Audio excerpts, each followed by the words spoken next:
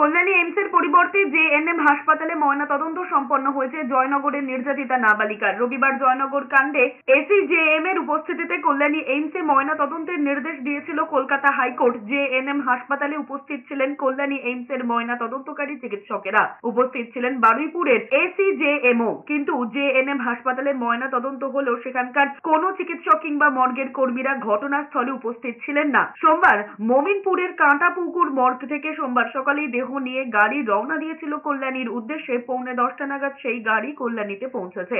এরপরই জেএনএম হাসপাতালে সম্পন্ন হয়েছে ময়নাতদন্ত। এই ঘটনায় পুলিশের প্রশাসনের পক্ষ থেকে নাবালিকার মৃতদেহ পরিবারের হাতে তুলে দেওয়া হয়েছে। এরপরেই জয়নগরে শেষকৃত্য সম্পন্ন হয়েছে নির্যাতিতা শিশুর। এদিকে জয়নগর এখনো থমথমে রয়েছে। এলাকায় প্রচুর পুলিশ মোতায়েন রয়েছে। তার মাঝেই ধীরে ধীরে স্বাভাবিক ছন্দে ফেরার চেষ্টা চলছে। জয়নগরের মহিষমারি বাজারে সোমবার সকালে অনেক দোকানপাটই খুলে গিয়েছে, তবে রাস্তায় স্বাভাবিকের চেয়ে বেশি সংখ্যক পুলিশই ঘোরাফেরা করছে। দফায় দফায় টহল দিচ্ছে পুলিশের গাড়ি, এলাকায় রয়েছে পুলিশের পিকেট।